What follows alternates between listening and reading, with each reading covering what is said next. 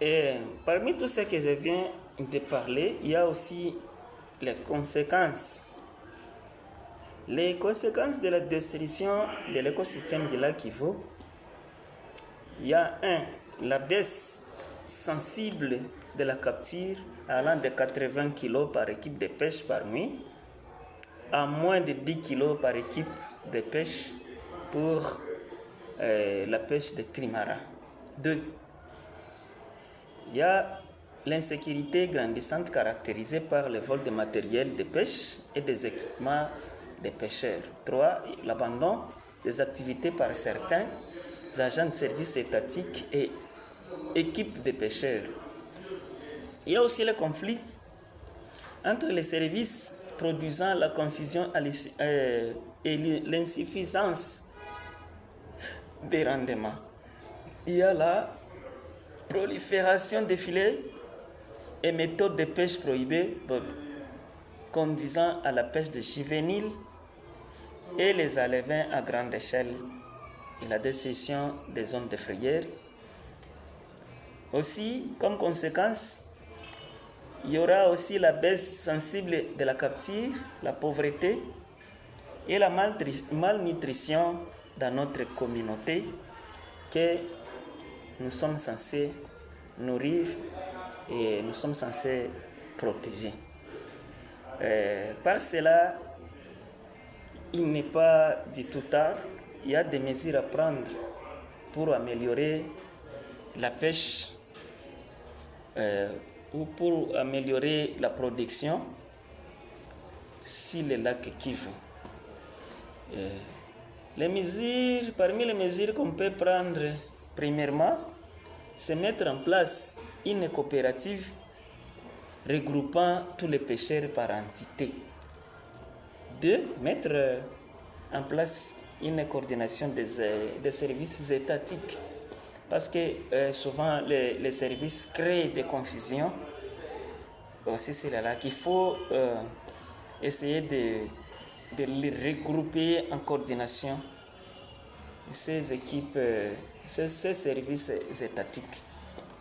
3. Il y a aussi la vulgarisation des résultats de recherche scientifiques. Souvent, nous essayons de travailler avec quelques scientifiques.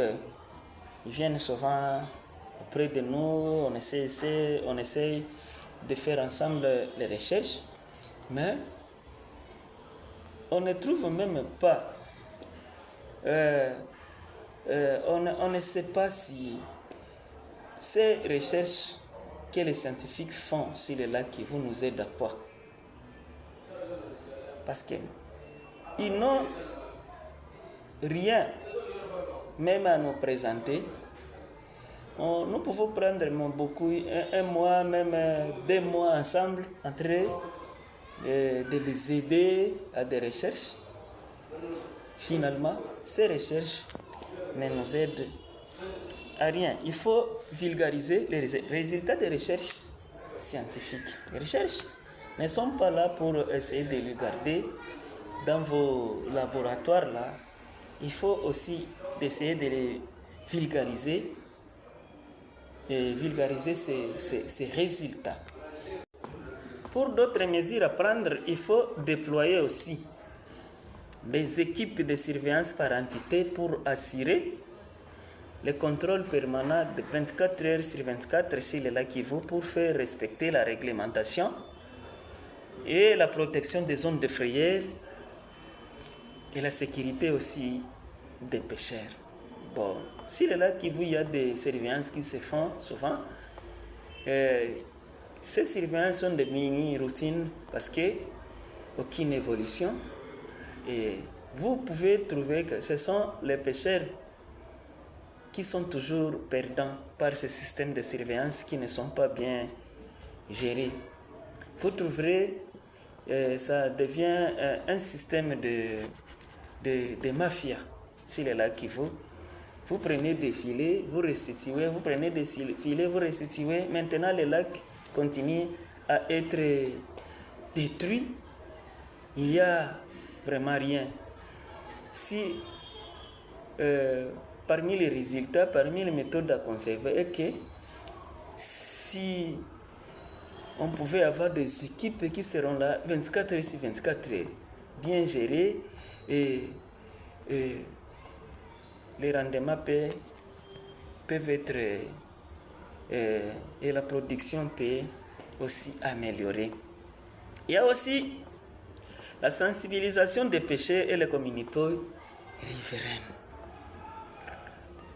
Parmi les mesures à prendre, il y a saisir des filets prohibés et détruire ces mêmes filets prohibés. Tant qu'il n'y aura pas de destruction des filets prohibés sur le lac Kivu, on ne peut vraiment pas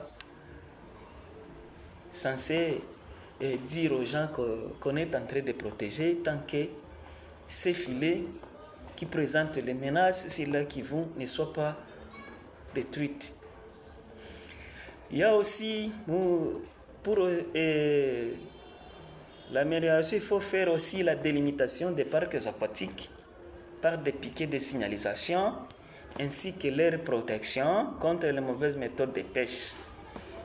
Il faut encore prendre des décisions regroupant toutes les mesures nécessaires, facilitant les activités des acteurs et aussi l'implication des autorités à toutes les instances, même au niveau des villages, des groupements, chefferies et territoires. Nous pouvons tous ensemble nous impliquer. Il y aura aussi organiser le système d'autofinancement des autorités de surveillance de la pêche et former aussi les gardes des parcs aquatiques sur les normes de la pêche. En faisant cela, nous pouvons nous féliciter et nous pouvons aussi sauver ce lac qui est déjà menacé. Et je crois qu'ensemble, avec un cœur de développement, nous pouvons mettre ensemble les idées pour sauver ce lac qui est menacé. Je vous remercie.